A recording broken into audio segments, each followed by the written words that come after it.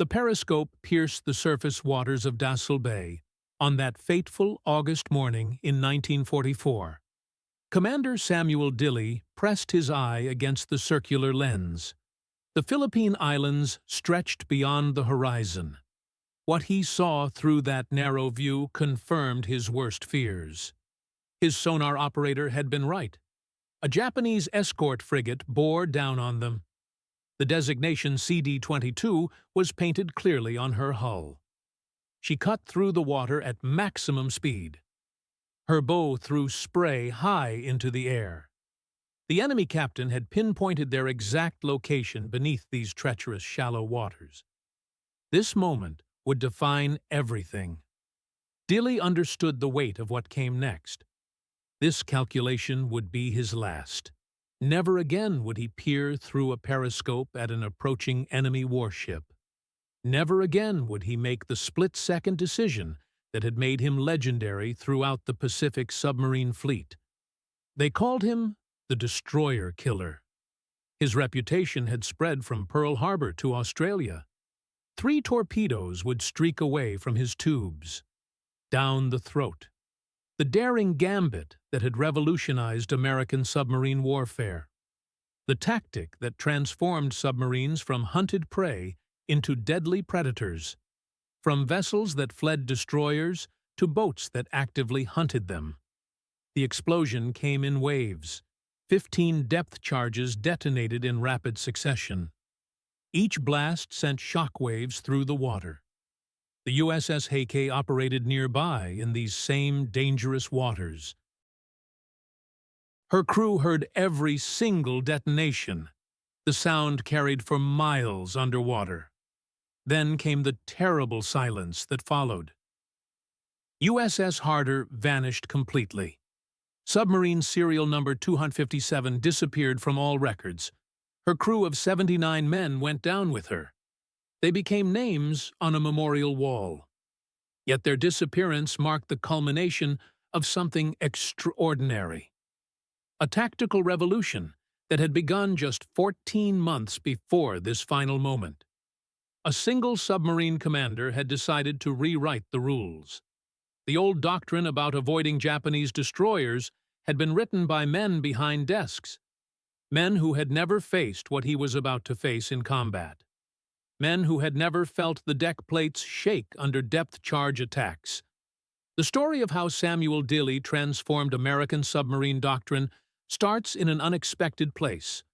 Not with heroics or medals or newspaper headlines. It begins with mechanical failures and broken engines. It begins with a naval culture that had spent 20 years preparing for the wrong war. Training submarines to be scouts instead of warriors. Teaching caution when aggression was needed. To understand why Dealey's tactics seemed so radical, you need to understand the old way. What American submarines were supposed to do before Pearl Harbor changed everything. Why those carefully crafted assumptions proved catastrophically wrong when real war arrived in the Pacific. Ensign Samuel David Dealey graduated from the United States Naval Academy in 1930. The ceremony took place on the parade grounds at Annapolis. Fresh-faced midshipmen became officers that day. They received their gold bars and their first assignments. But submarine doctrine in 1930 emphasized something that would prove deadly in combat. Caution above everything else. The pre-war doctrine was written in thick manuals, pages and pages of regulations and procedures. Submarines existed primarily to support the surface fleet. Their job was reconnaissance and intelligence gathering. They might attack large enemy warships if the opportunity arose. Merchant vessels were secondary targets at best. Prize rules from the London Naval Treaty constrained their actions. Fleet exercises revealed the mindset perfectly. Submarine commanders earned praise for keeping their boats clean and undetected. Not for tactical innovation or aggressive attacks. Night exercises were completely forbidden. Too dangerous, the admirals said. If a referee spotted a periscope breaking the surface during training, Consequences followed immediately. The commanding officer could lose his command on the spot. Young submarine officers learned a simple philosophy: hide from the enemy, observe their movements, survive to fight another day. Attack tactics stressed submerged firing from maximum possible distances. This deliberately reduced the chances of hitting the target. But it increased the submarine's chances of escaping afterward. Risk aversion became institutionalized policy. Samuel Dealey fit perfectly into this culture during his early naval career. He was born on September 13, 1906, in Dallas, Texas. The son of middle-class parents who valued education and service.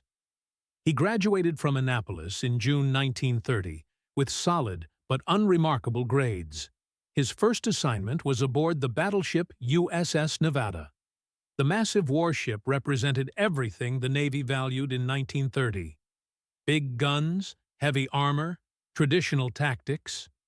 After 2 years on Nevada, Dealey requested transfer to submarine school. The facility was located in New London, Connecticut. The brick buildings sat along the Thames River.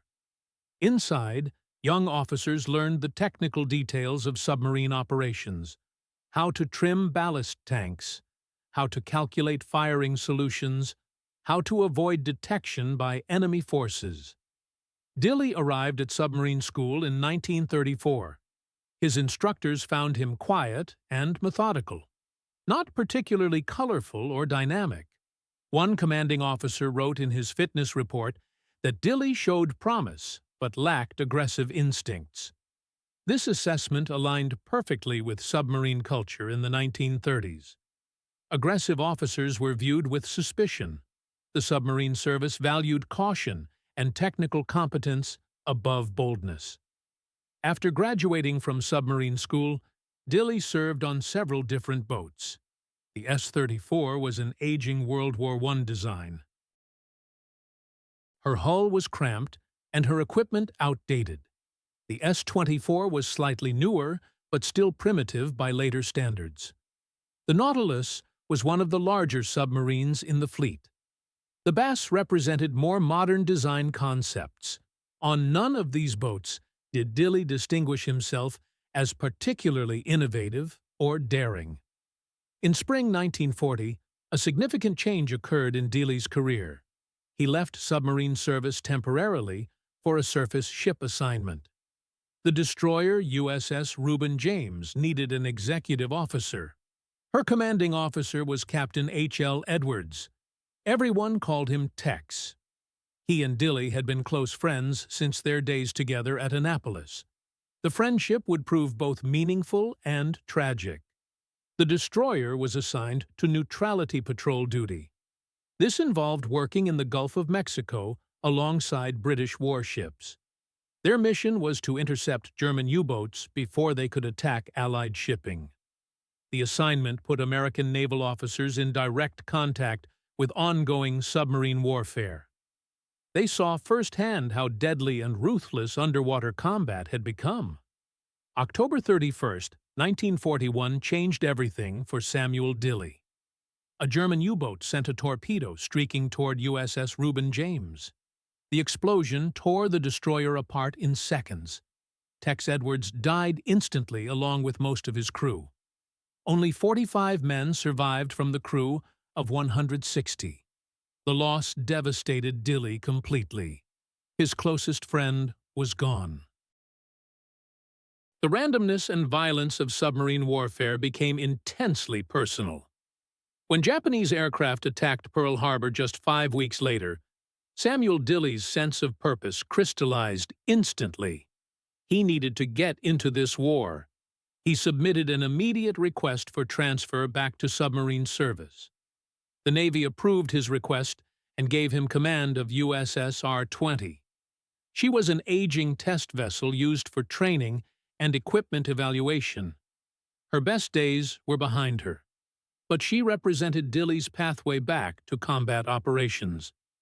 From the moment he took command, Dealey drove his crew with unprecedented intensity. Training exercises became more realistic and demanding. He pushed both equipment and personnel to their absolute limits. Men who had grown comfortable with peacetime routines suddenly found themselves working 18-hour days. Dealey was preparing for something his crew could barely imagine. The Pearl Harbor attack transformed American submarine operations overnight. Within 5 hours of the first bombs falling, Navy headquarters issued new orders. Unrestricted warfare against all Japanese shipping was now authorized. This represented a completely new mission for American submarines. Everything they had trained for in peacetime became irrelevant. Despite decades of planning for potential war with Japan, naval doctrine had never envisioned using submarines for economic blockade. The strategy books focused on fleet actions and major warship encounters. Merchant shipping was considered a secondary concern. Now, suddenly, submarines were expected to strangle Japan's economy by sinking every cargo ship they could find. Doctrine began evolving rapidly as submarine commanders returned from their first combat patrols. They filed detailed war patrol reports running 50 to 60 pages each.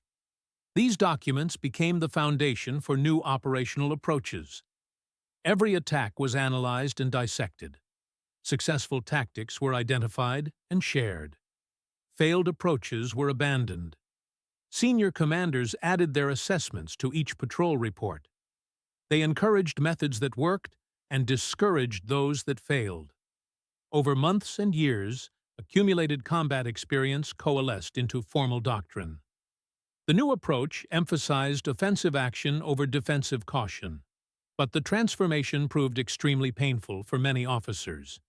During 1942, nearly 30% of submarine commanding officers lost their commands.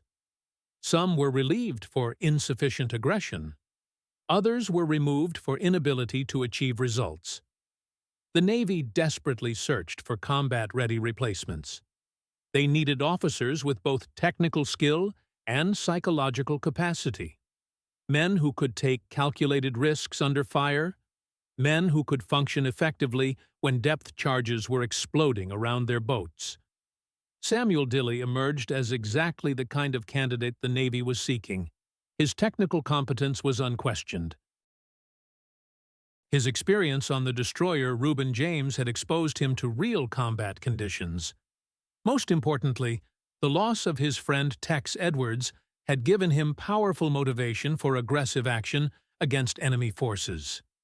In September 1942, the Navy gave Dealey command of USS Harder. She was a brand-new Gato-class submarine just completing construction. The Electric Boat Company in Groton, Connecticut, had built her to the latest specifications. USS Harder, hull number SS-257, was commissioned on December 2, 1942. Less than 1 year had passed since Pearl Harbor brought America into the war. The Gato-class submarines represented the cutting edge of American underwater technology. At 311 feet long with a beam of 27 feet, these boats were substantial warships. They displaced 1,525 tons when surfaced. Submerged weight increased to 2,424 tons. The additional weight came from flooded ballast tanks that allowed the boat to dive and maneuver underwater. 4 powerful diesel engines provided surface propulsion. They also charged massive banks of batteries. When submerged, electric motors drew power from these batteries to turn the propellers. Top speed reached 20.5 knots on the surface. This dropped to 9 knots when submerged. The boats could dive to a test depth of 300 feet. Experienced commanders sometimes exceeded that limit during emergencies, when enemy depth charges forced them deeper. Armament consisted of 10 21-inch torpedo tubes. 6 tubes were mounted in the forward torpedo room. 4 additional tubes were located aft. The boats carried 24 torpedoes total. This gave them substantial firepower for extended patrols. A 4-inch deck gun was mounted behind the conning tower for surface attacks on merchant vessels. USS Harder suffered from a critical flaw shared by 11 other Gato-class boats. Her diesel engines were Hooven-Owens Rentschler units. These engines had been licensed from the German manufacturer Maschinenfabrik Augsburg-Nürnberg in the 1930s. The American adaptation of German technology proved chronically unreliable. Bearings failed frequently. Cylinder heads cracked under stress. Fuel injection systems malfunctioned at critical moments. This mechanical weakness would plague Harder throughout her entire service life. Despite the engine problems, Dealey took his new command through shakedown exercises off the East Coast. The crew learned to work together as a team. They practiced diving procedures until every man could perform his duties in complete darkness. Emergency drills became routine. After surviving a blue-on-blue attack by a Navy patrol bomber in the Caribbean, Harder headed for the Pacific Theater of Operations. She arrived at Pearl Harbor in spring 1943, ready for combat operations. On June 7, 1943, USS Harder departed Pearl Harbor on her first war patrol. Her destination was the coast of southern Honshu, Japan. The home islands represented the most dangerous patrol area in the Pacific. Japanese anti-submarine forces were concentrated there. Air patrols flew constantly. Radar stations scanned the approaches. Destroyer flotillas hunted American submarines with deadly efficiency. Late on the night of June 23rd, Harder's radar detected contacts on the surface. A two-ship enemy convoy was moving along the coast. Dealey positioned his boat for attack using radar for surface approach. The convoy was making good speed, but following a predictable course. At the calculated moment, Dealey launched 4 torpedoes toward the leading merchant vessel. Then everything went catastrophically wrong. An aggressive enemy escort had detected Harder's attack. The escort immediately launched a counterattack with depth charges and gunfire. Dealey ordered an emergency crash dive to maximum depth. Harder plunged downward with her ballast tanks completely flooded. Her hull groaned and creaked under the tremendous water pressure. Then came the sickening sound of impact. The submarine had been driven so deep that her bow crashed nose first into the muddy bottom off the Japanese coast. For agonizing minutes, Harder sat trapped on the ocean floor.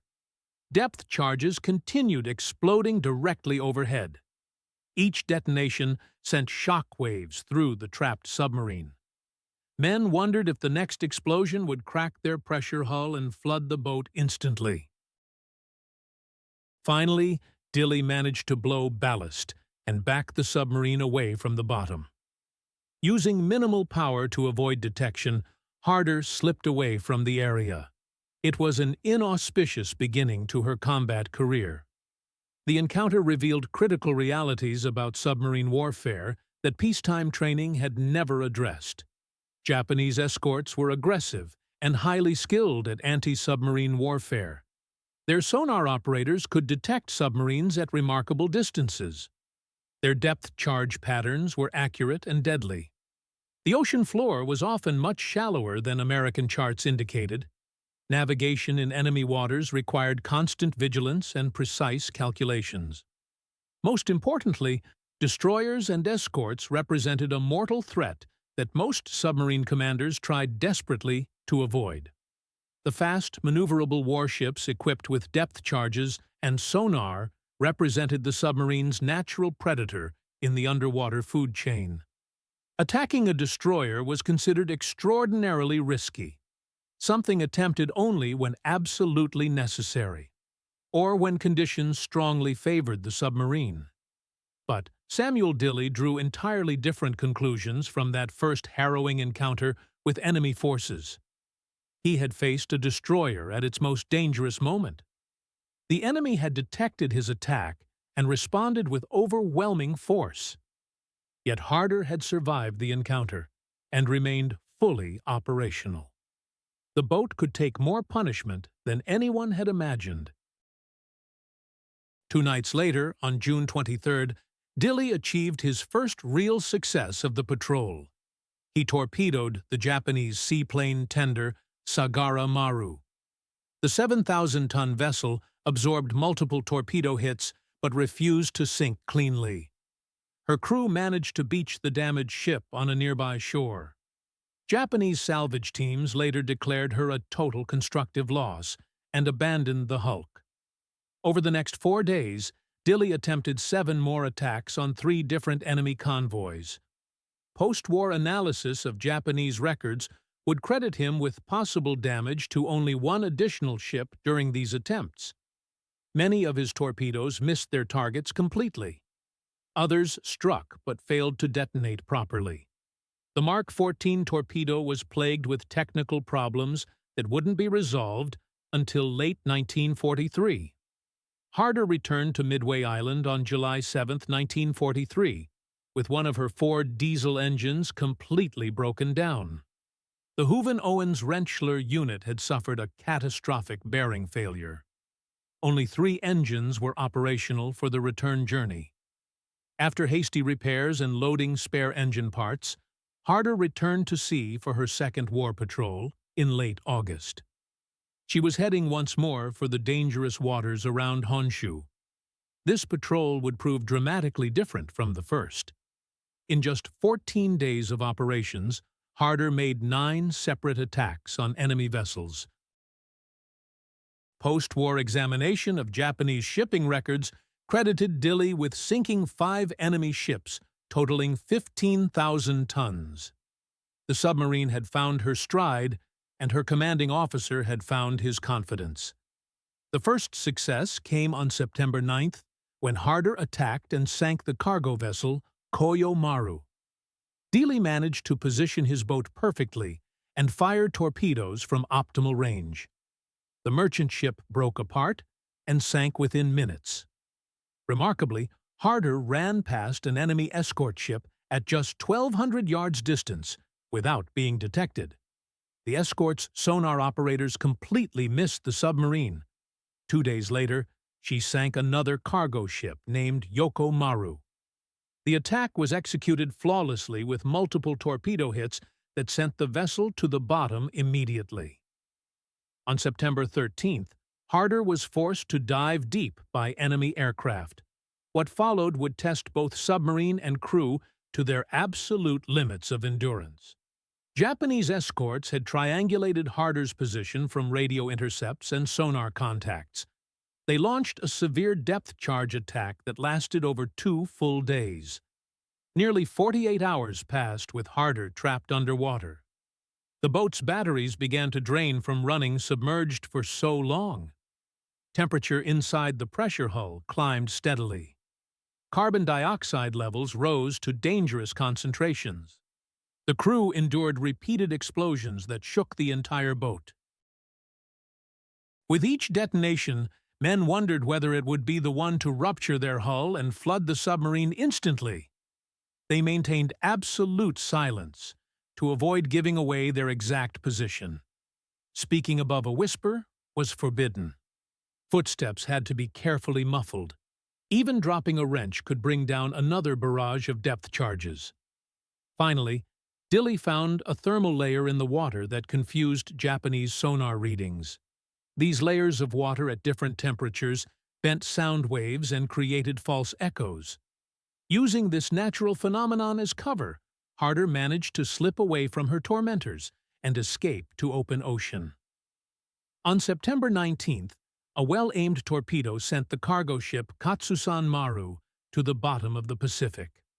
On September 23rd, off Nagoya Bay, Harder struck twice in one day. She sank the 4,500-ton freighter Koyo Maru in the morning. That afternoon, her torpedoes found the 5,800-ton tanker Daishin Maru. With all torpedoes expended, Harder turned homeward. She arrived at Pearl Harbor on October 8, 1943. The second patrol had established Dealey's reputation throughout the submarine force for resolute and aggressive action. 5 confirmed kills in 14 days represented outstanding performance by any measure. More significantly, Dealey had survived a sustained depth charge attack that would have broken many commanders psychologically. He had demonstrated the mental resilience to endure extreme pressure and continue hunting enemy vessels. At the end of October 1943, Commander Submarines Pacific issued new orders to USS Harder. Vice Admiral Charles Lockwood had decided to experiment with coordinated submarine attacks. Harder would join USS Snook and USS Pargo to form what became known as a wolf pack. The three submarines departed on October 30th with orders to attack Japanese shipping around the Mariana Islands in preparation for the American invasion of Tarawa. Early wolf pack operations suffered from significant communication challenges. Coordinating three submarines across hundreds of miles of ocean proved extremely difficult. After collaborating with Pargo in attacking an enemy freighter on November 12th with unclear results, Dealey found himself operating independently once again. The Wolfpack concept would require further refinement. On November 19th, Harder's radar detected a convoy of three large Japanese freighters with escort vessels north of the Mariana Islands. Dealey positioned his boat carefully for attack and fired 10 torpedoes in rapid succession. Multiple hits were observed on two different targets. The first victim, Udo Maru, sank immediately after absorbing several torpedo impacts. As depth charges began falling around Harder, Dealey pressed his attack instead of withdrawing to safety. He fired two additional torpedoes that finished off the second freighter, Hoko Maru. Rather than diving deep and escaping, Harder climbed back to periscope depth after nightfall. Dealey was determined to hunt down the third merchant ship in the convoy. The 6,000-ton vessel Nico Maru had been damaged, but remained afloat through heroic damage control efforts by her crew. They had sealed flooded compartments and jury-rigged emergency pumps.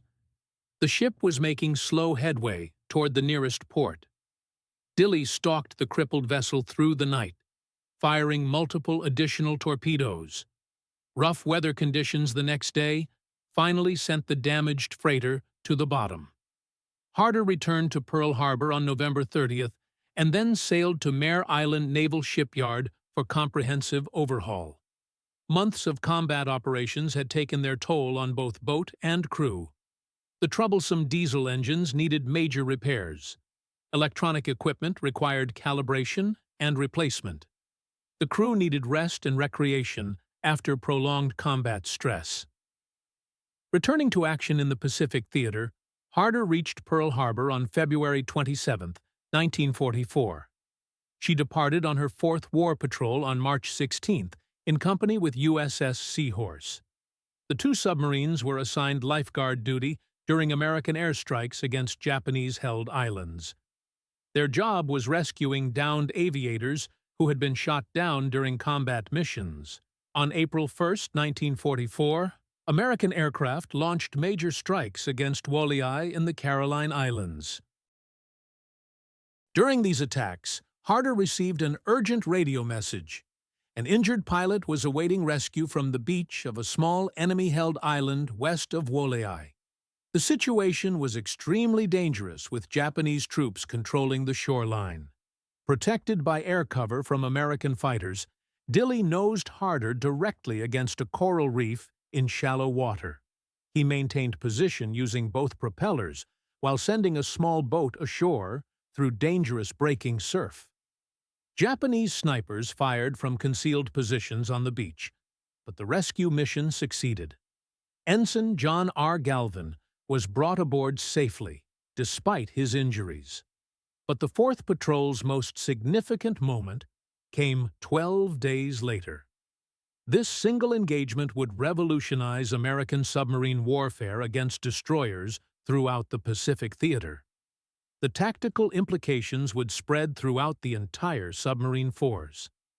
On April 13th, an enemy reconnaissance plane spotted Harder operating north of the western Caroline Islands. The pilot immediately reported the submarine's position to patrolling Japanese naval forces. The destroyer Ikazuchi received the contact report and raced toward the submarine at maximum speed. Her captain intended to attack and sink the American boat before it could escape. This represented exactly the situation that conventional submarine doctrine said should be avoided at all costs. A destroyer had detected Harder's position with precision. The enemy warship was charging directly toward them with obvious hostile intent. Standard operating procedure called for an immediate crash dive to maximum depth and desperate attempts to evade detection. Instead, Samuel Dealey made a decision that would change submarine warfare throughout the Pacific. He turned USS Harder directly toward the onrushing destroyer. This choice requires understanding what became known as the down-the-throat shot, a tactic so counterintuitive and dangerous that few submarine commanders had ever attempted it in combat conditions. The tactical logic was based on critical observations about destroyer behavior during anti-submarine attacks. When a destroyer charged toward a submarine at maximum speed, it presented its narrowest possible profile to the target. But the enemy warship also committed itself to a completely predictable course and speed.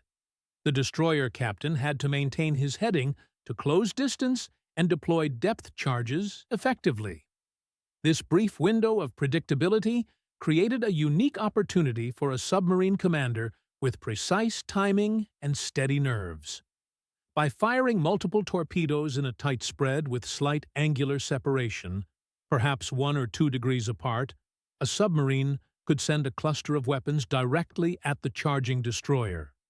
The torpedo spread would bracket the target's probable position.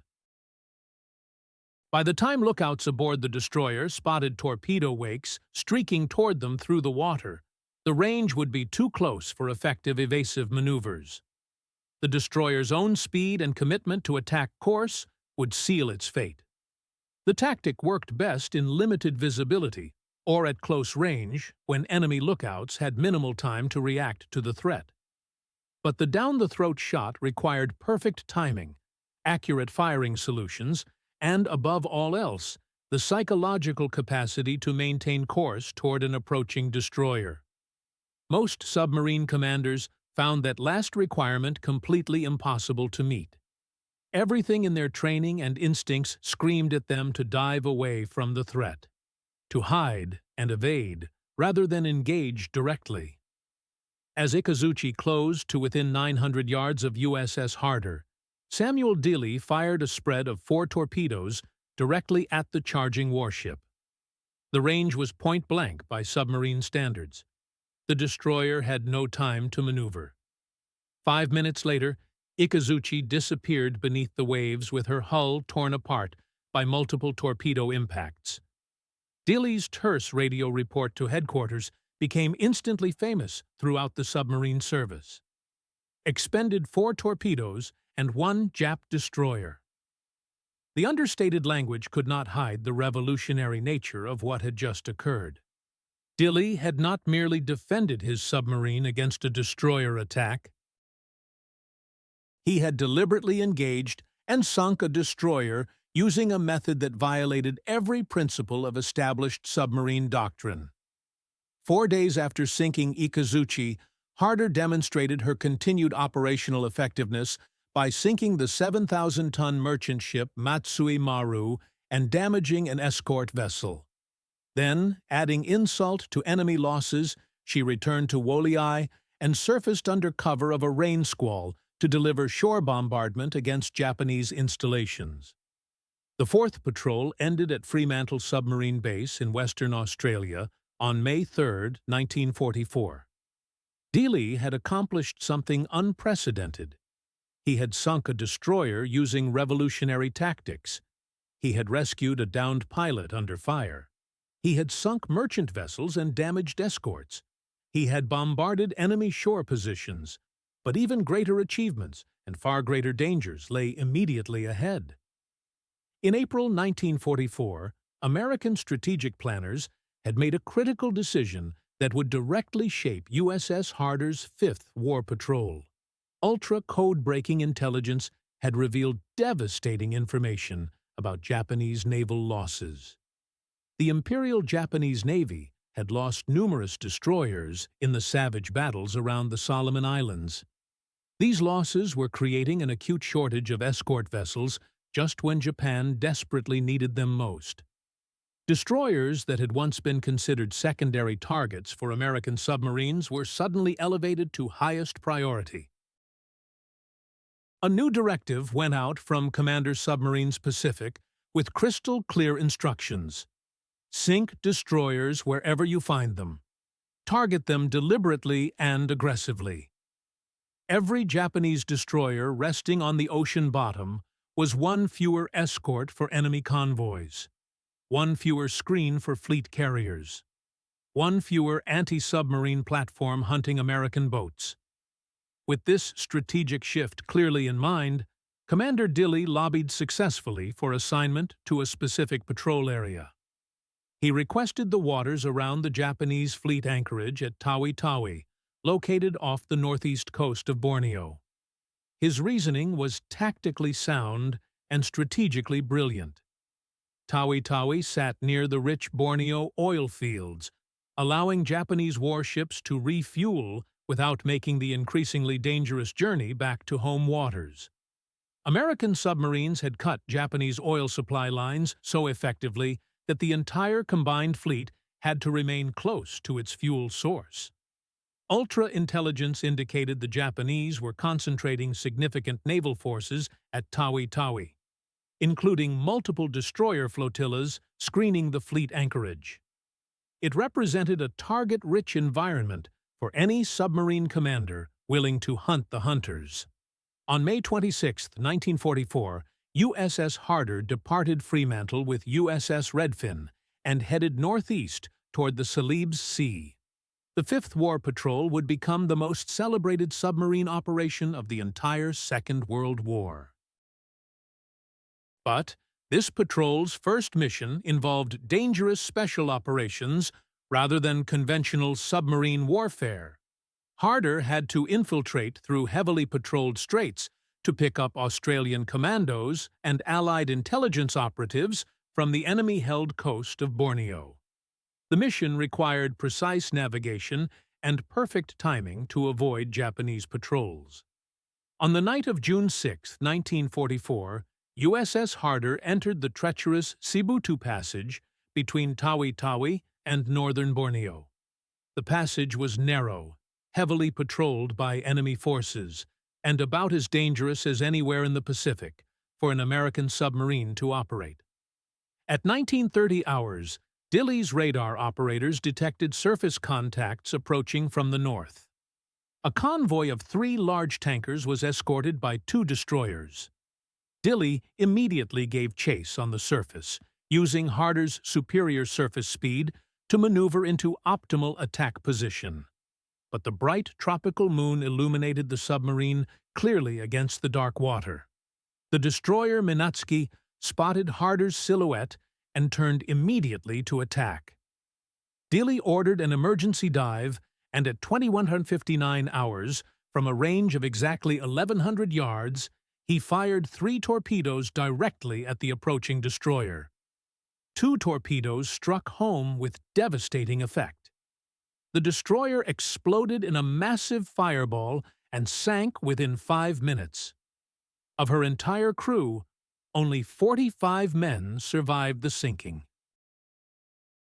At 22:17 hours, barely 20 minutes after the first engagement, Harder's radar detected a second destroyer rapidly closing from 14,000 yards distance. Once again, conventional wisdom dictated immediate withdrawal from the area. The submarine had already engaged 1 enemy warship and should escape while possible.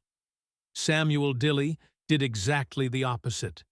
He turned directly toward the second enemy destroyer and closed the range deliberately. He waited until the distance decreased to just 1,250 yards before firing all 6 bow torpedo tubes at 22:42 hours. This time, however, the enemy captain proved more skillful than his predecessor.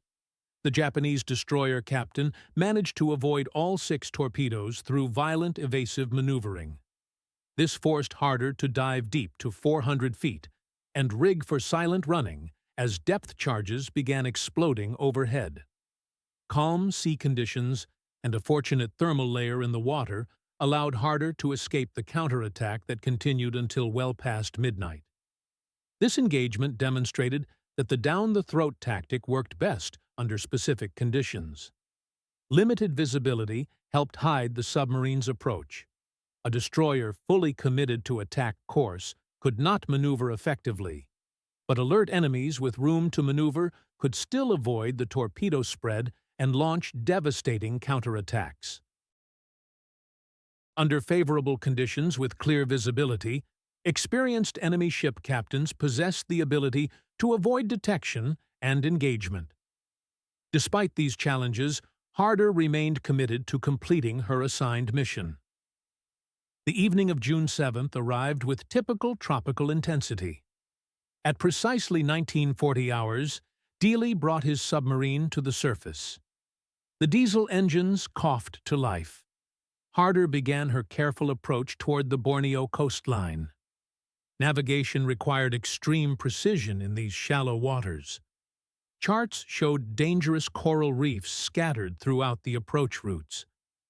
Depth charges dropped by enemy aircraft had created additional underwater obstacles. The submarine moved slowly through the darkness. Every mile brought increased risk of detection. The hull scraped against sand and coral as Harder came to rest. Her keel settled into the bottom sediment only 6,000 yards from the beach. This was dangerously close to enemy positions. Searchlights swept the water from coastal installations. Patrol boats moved along the shoreline in regular patterns. 2 Australian commandos prepared for their critical mission. Major William T. Jenkins moved with practiced efficiency. His equipment checked and rechecked. Sergeant Stanley W. Dodds worked alongside him with equal precision. Both men understood the extreme danger they faced. The folding canoes assembled quickly despite the cramped conditions. Metal hinges clicked into place. Canvas stretched taut over lightweight frames. Paddles were secured with quick-release straps. Every piece of equipment had been tested multiple times during training. Radio communication crackled between the submarine and the small craft. Harder's radar provided navigation guidance through whispered transmissions. The commandos paddled steadily toward shore. Their destination lay somewhere in the jungle beyond the beach. Hours passed with agonizing slowness. The submarine crew maintained silent running procedures. No unnecessary noise could be permitted. Enemy listening posts along the coast monitored for any unusual sounds. A single mechanical clatter could bring immediate attack. 2 hours and 15 minutes after departure, the radar operator detected returning signals. The commandos were paddling back toward Harder's position. Their mission had succeeded. 6 members of the Australian Special Reconnaissance Department's Z Unit accompanied them in the small craft. Recovery operations commenced at 01:30 hours on June 8th. The rescued personnel climbed aboard through the forward torpedo room hatch. Exhaustion showed on every face.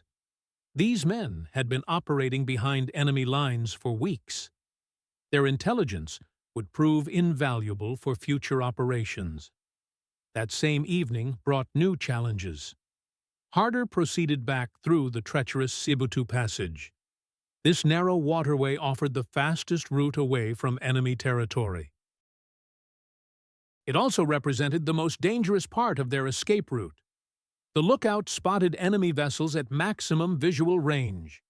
2 destroyers patrolled the narrowest section of the passage. Their position blocked direct access to open water. These warships maintained station just 6 miles from the main fleet anchorage. Japanese tactics called for coordinated patrols in narrow waterways. The destroyers ran parallel courses, separated by optimal sonar coverage distance. This formation created overlapping detection zones.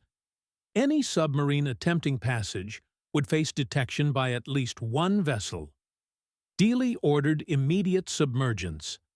The diving alarm sounded throughout the boat. Air rushed from ballast tanks with characteristic hissing sounds. Harder's bow angled downward as she sought the safety of deeper water. The approach required careful maneuvering through underwater obstacles. Coral formations jutted upward from the sea floor. Strong currents swept through the passage at unpredictable angles. Navigation relied entirely on dead reckoning and acoustic bearings. At 1,000 yards range, the firing solution became clear. Both enemy destroyers presented overlapping targets. Their courses would converge within the torpedo spread pattern. Timing would be critical for maximum effectiveness. 4 torpedoes left their tubes in rapid succession. The first weapon armed itself and began its deadly run toward the target. Compressed air bubbles marked the torpedo wakes as they streaked through the dark water. The second and third weapons found their mark against the destroyer Tanakaze. Explosions erupted along her hull with devastating effect. The warship's boilers detonated in a massive fireball. Flames shot hundreds of feet into the night sky. The concussion wave traveled through the water and slammed into Harder's hull. Tanakaze disappeared beneath the surface within minutes. Her hull broke apart as internal explosions continued. Debris scattered across a wide area. Oil fires burned on the water surface. The destroyer's death throes were spectacular and terrifying. The fourth torpedo struck what appeared to be the second enemy vessel. A blinding flash illuminated the entire passage. The explosion's intensity suggested a direct hit on a magazine or fuel storage area. Within minutes, this ship also vanished beneath the waves. Enemy aircraft arrived with predictable speed. Radio transmissions from the dying destroyers had summoned immediate assistance. Depth charges began falling as search planes crisscrossed the area. Each explosion sent shock waves through Harder's pressure hull.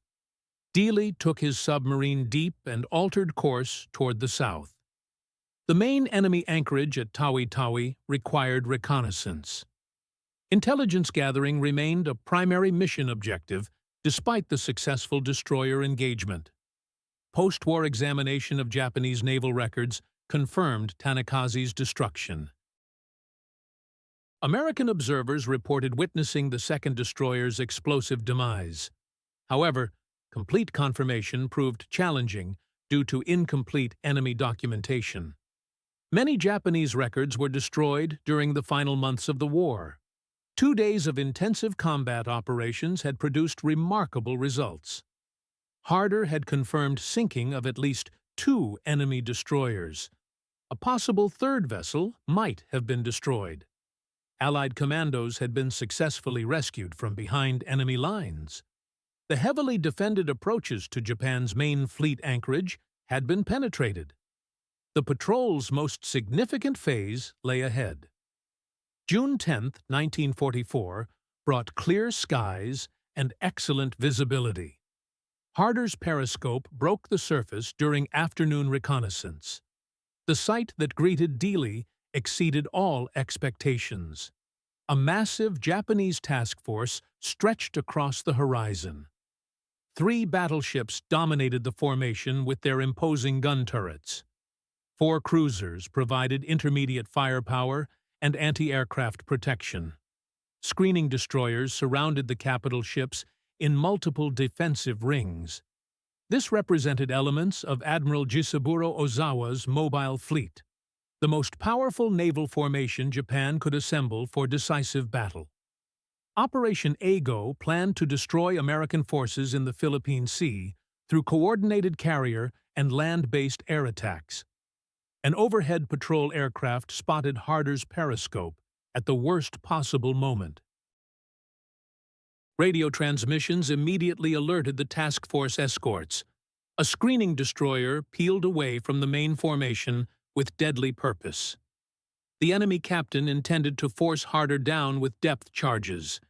His attack would mark the submarine's position for other escorts to finish. Meanwhile, The valuable task force would escape to fight another day. This was standard Japanese anti-submarine doctrine. The destroyer's approach created a closing rate of 35 knots. Range decreased with terrifying speed. 1,500 yards became 1,400, then 1,300. Each second brought the enemy closer to ramming or depth-charging range. At 1,500 yards, Dealey made his crucial decision. 3 torpedoes left their tubes as Harder crash-dived toward safety. The firing solution required instantaneous calculation. No time existed for careful plotting or multiple bearing checks. Timing was absolutely critical. Fire too early, and the torpedoes would pass ahead of the charging destroyer. Wait too long, and the enemy would be inside the torpedo arming distance. The weapons would strike without detonating. Dealey's calculations proved flawless. Harder maintained her course even while diving toward the protection of deeper water. The torpedoes sped through the water toward their rapidly approaching target. 55 seconds elapsed between firing and impact. During this brief interval, Harder traveled to a position almost directly beneath her target. The destroyer exploded with tremendous force, immediately above the diving submarine. Concussion from the detonating enemy ship heeled Harder over at a dangerous angle. Shock waves slammed through her pressure hull with bone-jarring intensity. Light bulbs shattered throughout the boat. Men were thrown against bulkheads and equipment. Dealey had passed so close beneath the exploding destroyer that metal fragments rained down on Harder's hull. The sounds were unmistakable and terrifying. Pieces of the enemy warship struck the submarine's superstructure and outer hull plating. The crew listened to a warship breaking apart directly above their heads. Bulkheads tore under tremendous stress. Heavy machinery crashed through compartments as the destroyer's hull separated. The sounds continued for several minutes as debris settled toward the ocean floor. Japanese escorts hunted Harder for hours with systematic depth charge attacks. Each explosion tested the submarine's structural integrity. However, Dealey had already transmitted his contact report to Pearl Harbor. The enemy fleet's position and composition were now known to American commanders. This intelligence would prove strategically crucial in the coming battle. American forces could position themselves advantageously based on Harder's reconnaissance. The surprise that Japanese planners counted on had been eliminated. When Harder finally surfaced that night, exhaustion was visible on every face. Battery charging required several hours of surface operations. The crew used this time to assess damage and make necessary repairs. Physical and mental fatigue approached dangerous levels. The patrol report later noted that crew exhaustion had reached critical stages multiple times. Continuous combat operations took their toll on human endurance. Sleep deprivation affected judgment and reaction times. Stress accumulated with each enemy encounter. June 11th brought additional reconnaissance opportunities.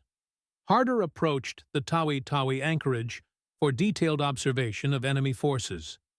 Additional cruisers and destroyers were identified and catalogued. The intelligence gathering continued despite mounting risks. At 1600 hours, Dealey headed for open ocean. That night's transmission to Admiral Raymond Spruance's Fifth Fleet contained vital information. The intelligence proved invaluable for American forces preparing for the coming engagement. The 5-day period from June 6th through June 10th represented submarine warfare at its most aggressive. USS Harder had engaged multiple enemy destroyers with confirmed destruction of at least 3 vessels. Additional sinkings remained possible but unconfirmed. Dealey would later receive the Medal of Honor for this remarkable patrol. The citation credited him with sinking 5 destroyers in 5 separate torpedo attacks. Post-war accounting efforts faced challenges in confirming all Japanese losses due to incomplete records. Multiple sources supported claims of numerous destroyer sinkings during this period. American observations, Japanese reports, and survivor accounts provided corroborating evidence. The patrol's impact extended far beyond individual ship destruction. Admiral Soemu Toyoda commanded the Japanese combined fleet from his headquarters. Contact reports arrived with increasing frequency and alarm. Multiple destroyers had been sunk in rapid succession around Tawi-Tawi. Submarine activity suggested American forces had penetrated the defensive perimeter. The loss of several escort vessels convinced Toyota that Tawi-Tawi was no longer secure. The anchorage had been compromised by aggressive submarine operations. Continued fleet operations from this base risked additional losses. On June 13, 1944, Toyota ordered immediate departure of Ozawa's mobile fleet. The withdrawal began a full day ahead of original schedule. This premature departure disrupted carefully planned battle preparations for Operation Ago. The carriers left before final coordination could be completed with land-based aircraft. Supply operations were interrupted mid-process. Most critically, Ozawa's force had to reduce speed in the Philippine Sea to allow trailing units to catch up. This delay cost valuable positioning time. When the Battle of the Philippine Sea erupted on June 19-20, 1944, American forces achieved overwhelming victory. U.S. carrier aircraft and anti-aircraft fire destroyed nearly 480 Japanese planes. American pilots called this slaughter the Great Marianas Turkey Shoot. American submarines contributed to the victory by sinking 2 Japanese fleet carriers. USS Albacore torpedoed Taiho, the newest and most powerful enemy carrier. USS Kavala sank Shokaku, a veteran of Pearl Harbor. Carrier aircraft destroyed Hiyo later that day. The Japanese carrier air arm, already weakened by previous losses, was effectively destroyed as an offensive force. Japan's ability to conduct large-scale carrier operations ended with this battle. The war's momentum shifted decisively toward American forces. USS Harder's operations around Tawi-Tawi belonged among the contributing factors to American victory. Toyota's decision to withdraw the fleet prematurely stemmed partly from submarine operations. Multiple destroyer sinkings had created the perception of a submarine cordon around the anchorage. One submarine's persistent operations had influenced fleet movements and contributed to the decisive defeat of Japanese naval aviation. This represented submarine warfare elevated to strategic effect. Individual tactical successes produced operational and strategic consequences. Harder steamed to Darwin, Australia, arriving on June 21, 1944, for additional torpedoes. After patrolling the Flores Sea, she ended the patrol at Darwin on July 3. The submarine had earned recognition at the highest levels. General Douglas MacArthur personally presented Dealey with the Distinguished Service Cross. This represented the Army's second-highest valor decoration. The ceremony acknowledged exceptional leadership under combat conditions. Dealey was also awarded the Medal of Honor, America's highest military decoration. The citation read, "For conspicuous gallantry and intrepidity at the risk of his life above and beyond the call of duty as commanding officer of USS Harder during her 5th war patrol in Japanese-controlled waters." The remarkable record of multiple Japanese destroyers sunk in 5 separate torpedo attacks attested to the valiant fighting spirit of Commander Dealey and his crew. Harder also received the Presidential Unit Citation, awarded to the entire crew for extraordinary heroism in combat. The submarine had earned the motto that would define her legacy: "Hit 'em harder." This phrase captured the aggressive spirit that characterized all her combat operations. The crew took pride in their reputation as destroyer killers. On August 5, 1944, Harder departed Fremantle for her 6th and final war patrol. She led a three-submarine wolf pack that included USS Harder, commanded by Chester Nimitz, Jr., son of the Pacific Fleet commander. USS Hake, under Frank Haler, completed the formation. Their objective involved destruction of Japanese shipping off the west coast of the Philippines. The area south of the Luzon Strait offered numerous targets. Ultra-intelligence reported that Japanese convoy HI-71 had taken refuge in Palawan Bay near northern Mindoro. Harder and Harder joined three other submarines already operating in the area.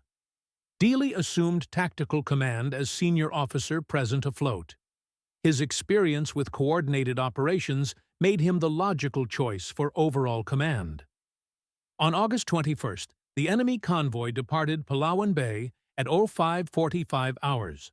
The coordinated submarine attack that followed destroyed 4 Japanese merchant ships totaling 2,400 tons. Multiple submarines firing simultaneously overwhelmed the escort vessels.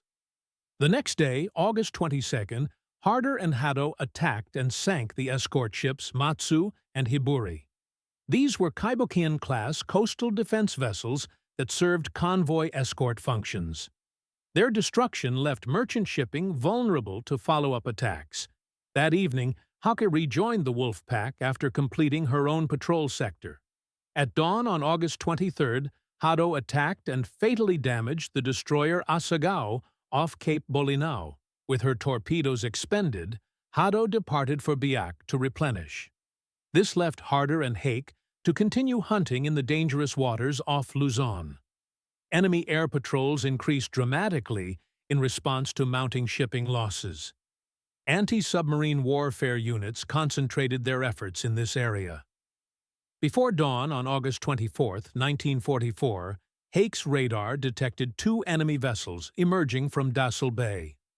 An old destroyer and escort frigate CD-22 appeared on the scope. The destroyer turned back into the bay's protection. CD-22 continued outward on patrol. Commander Frank Haler in Hake began an approach, but didn't like the tactical setup. The range was wrong. The angle was poor. He started to break off the attack and look for better positioning. As he maneuvered away, he spotted Harder's periscope at 0647 hours. Both submarines were now operating in the same confined area.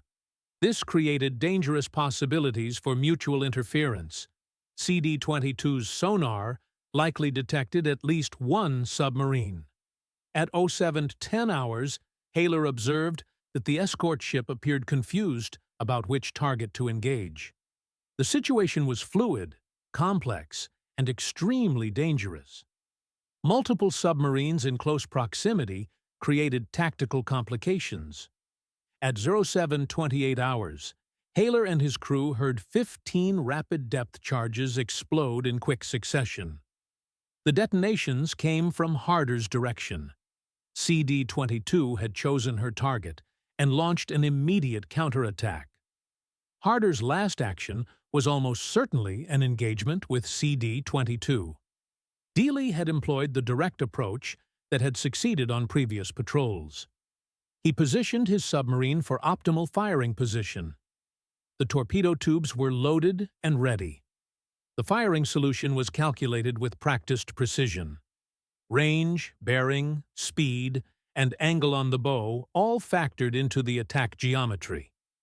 Everything appeared perfect for another successful destroyer engagement. But this time, the torpedoes missed their intended target. 2 weapons went wide to port side. The third passed wide to starboard. Whether Dealey miscalculated the range, whether CD-22's captain made an unexpected maneuver, whether some malfunction affected the torpedo spread, will never be known. What is certain is that CD-22 survived the torpedo attack unscathed. The escort immediately counterattacked with 15 depth charges in a concentrated pattern. The charges were set for Harder's estimated depth. The explosions detonated with devastating accuracy. The concussions crushed Harder's pressure hull beyond its structural limits. USS Harder, Submarine number 257 sank with all 79 men aboard. There were no survivors from this final engagement. Commander Samuel Dealey died at age 37, having commanded Harder for all 6 of her war patrols. His death shocked the American submarine force.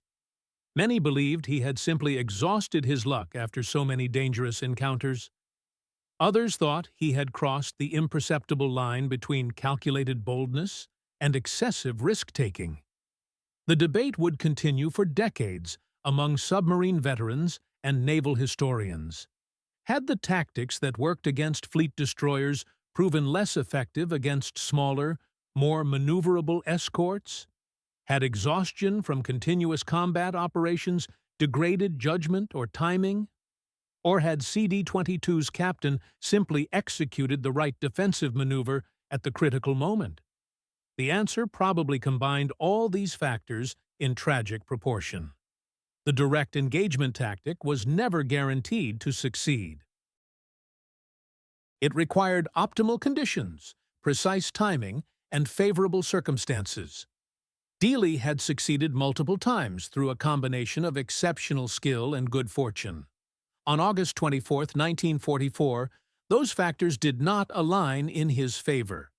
But focusing only on Harder's loss misses the larger significance of what Samuel Dealey accomplished.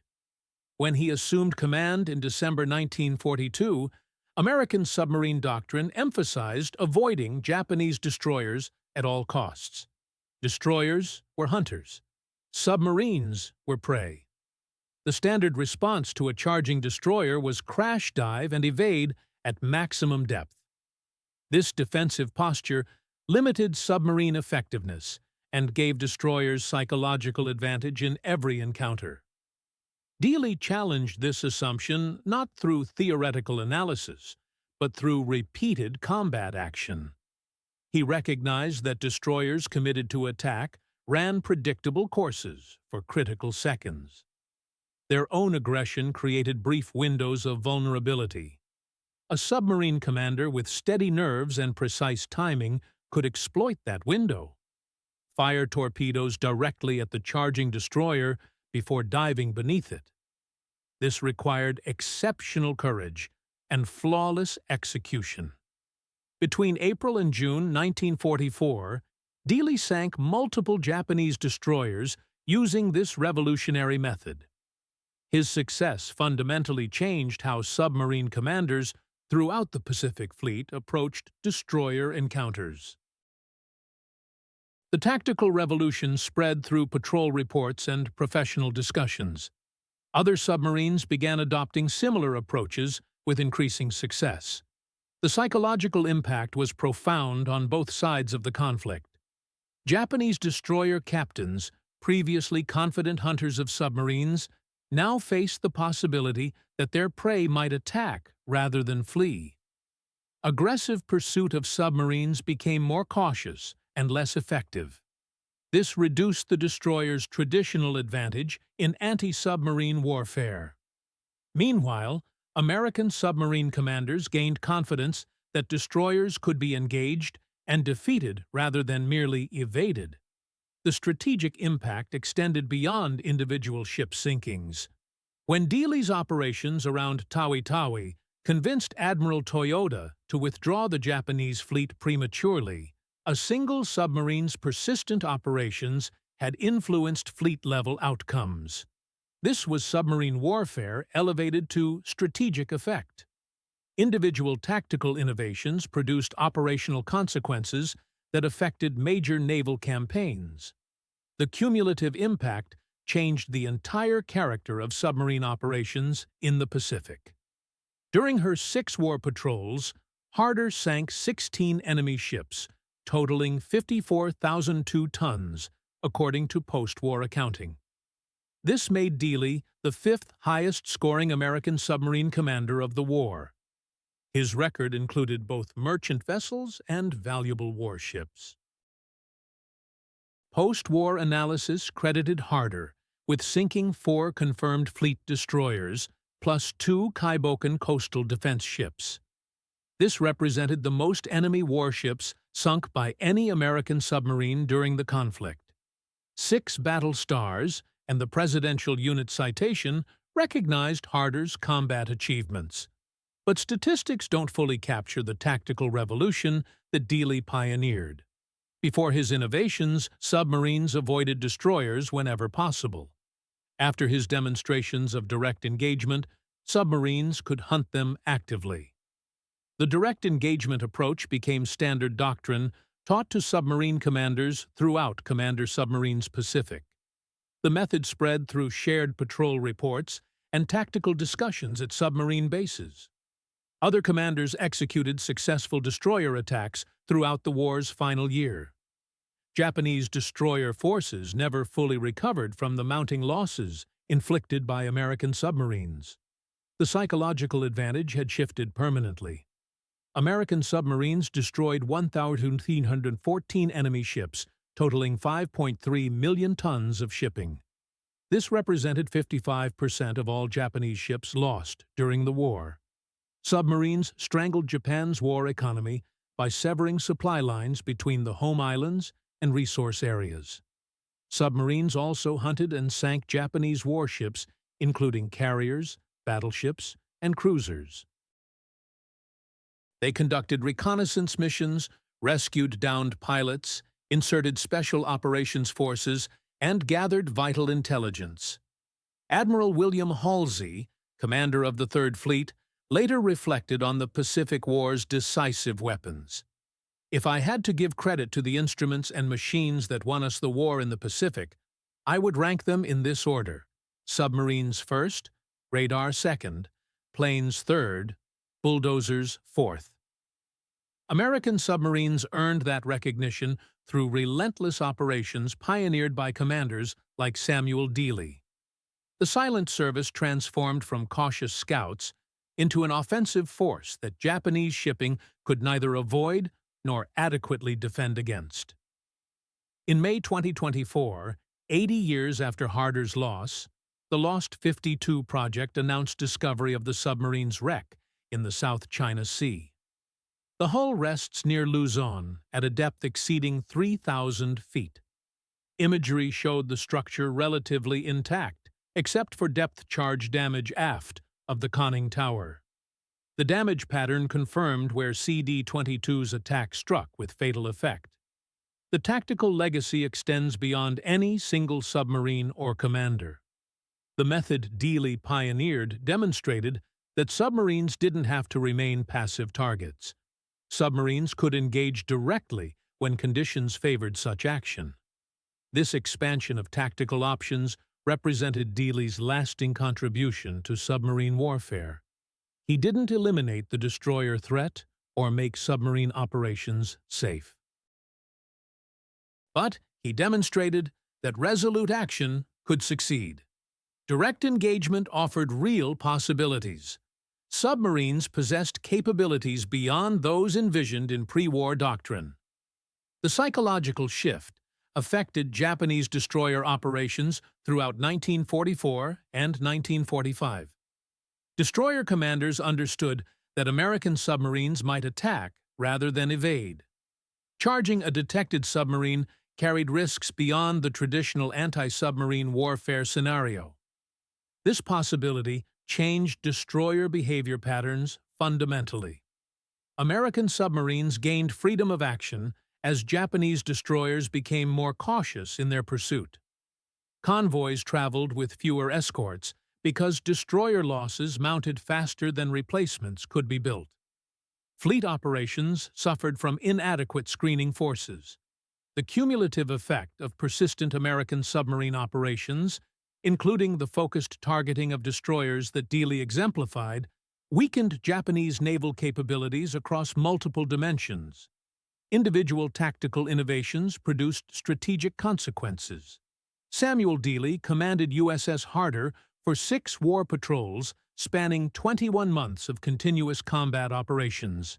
He sank 16 enemy ships and engaged multiple destroyers using methods that revolutionized submarine warfare throughout the Pacific Fleet. He earned America's highest military decorations, including the Medal of Honor for exceptional valor under fire. He influenced major fleet operations through intelligence gathering and enemy disruption. He changed how submarine warfare was conducted against surface combatants. On August 24, 1944, at age 37, he died attempting one final attack when the approach that had worked before did not succeed. The risks he had accepted throughout his combat career finally exacted their ultimate price. USS Harder rests 3,000 feet beneath the Philippine Sea, testament to both achievement and sacrifice. Her crew lies alongside the submarine they made famous through 6 patrols of relentless combat operations against increasingly dangerous opposition. Their legacy lives in the tactical doctrine that spread throughout the submarine service.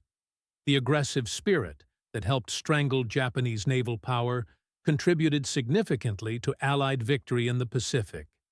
Innovation born of combat necessity changed warfare itself. That's how destroyer-killer Dealeys' head-on attacks transformed American submarine warfare through combat innovation. The new approach was validated through repeated success, spread through shared experience, and influenced submarine operations throughout the Pacific for the war's remainder. The revolution happened through demonstrated effectiveness against enemy destroyers. Both tactical doctrine and the psychological balance between submarines and their most dangerous opponents changed permanently. One commander's courage had strategic consequences that extended far beyond his individual achievements.